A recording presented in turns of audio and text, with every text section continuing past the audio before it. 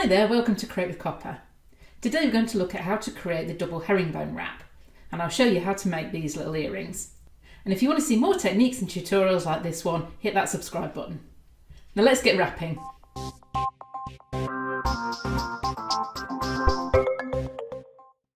So for the herringbone wrap, you need the bead that you want to wrap, and I'd recommend anything from 5 to 8 millimeters diameter. The base wire can be anything from 0.8 to about 1.25 millimeters diameter, which is 16 to 18 gauge. I'd pick the largest that fits through the bead. And then the wrapping wire, which I'd recommend as 0.4 to 0.6 millimeters diameter, or 22 to 26 gauge. And today I'm using a 1 millimeter base wire and a 0.4 millimeter wrapping wire. So 18 and 26 gauge.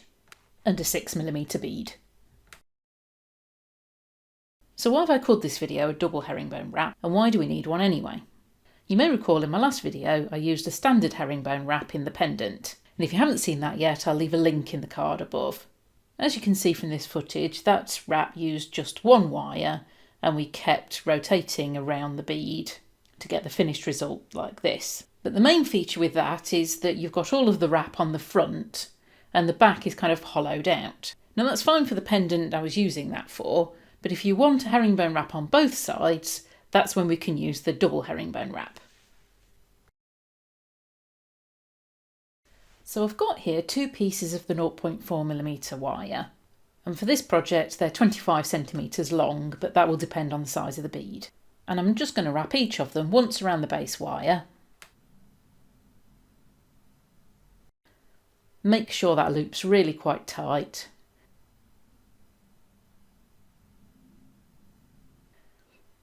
And then take them off. And you'll notice that I've balled the end of the base wire for the earrings. I've got a video on how to do that I'll link up in the card above. Then I'm just going to trim the ends of both of those wires so I've got a clean loop.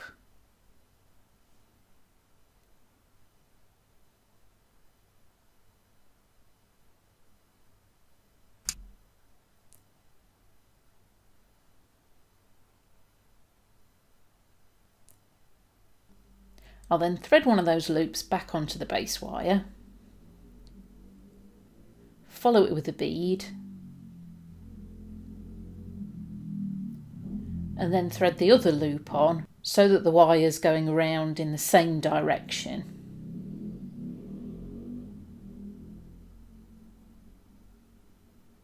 I'm then just going to turn that around so it's over the other side.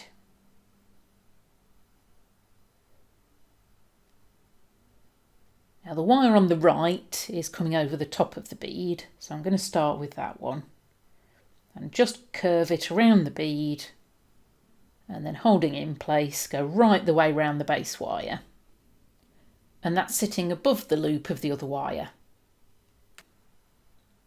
Now I'll turn this over and then using the other wire I'll do the same thing but on the other side.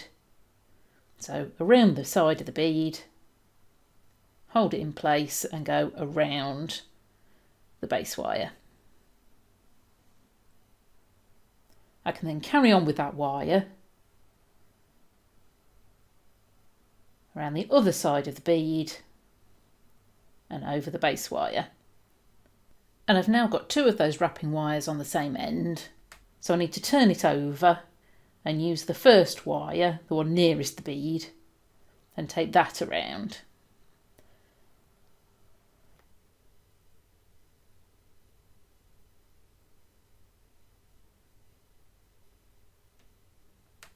I've now completed 4 wraps, 2 on either side of the bead, and you can see from the end exactly where they're sitting and adjust if you want a little bit more of the bead to be showing. Now these can move independent of each other, so don't worry about the small spaces along the side. And I'm just going to continue the wrap, so I'll take that wire behind the first wrap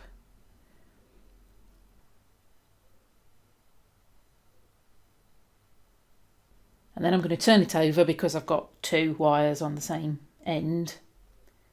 So the other wire around behind the first wrap.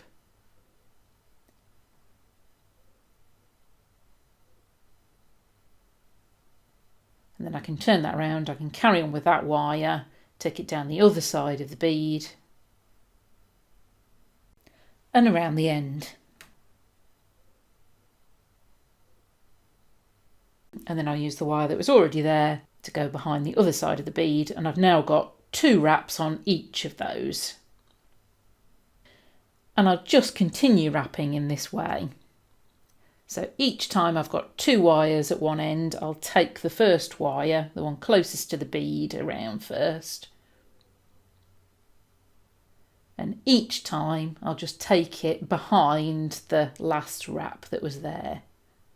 So you're basically doing exactly the same as the single herringbone wrap, but you're doing 2 at the same time on each side of the bead, and they're interlocking at the ends.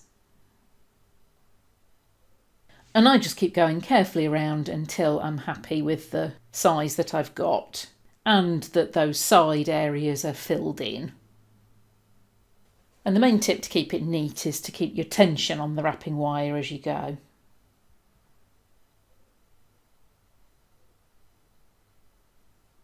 Now I'm quite happy with that size, so I'm going to leave it there.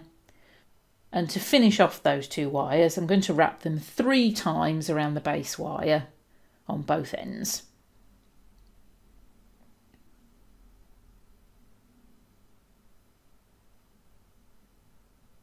And that's my double herringbone wrap done.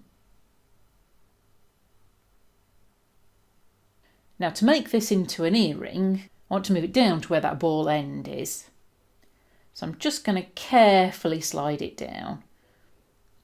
As long as the wire's quite straight and you're not too tight with your wrapping, it should move down.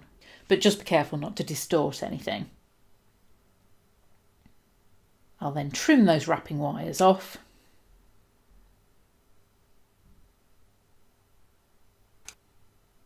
Make sure that they're neat. Then I can trim the wire at the other end. Bend it forward above the wrapping and create a small loop at the top. If you wanted to make a bracelet, which is a brilliant use for the double herringbone wrap, you could just put loops on both sides. But for this earring, I'm just going to attach an ear hook with a jump ring.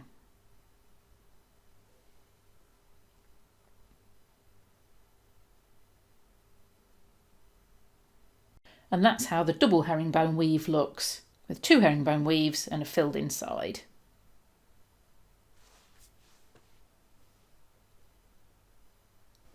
And of course you need to make the second earring to match.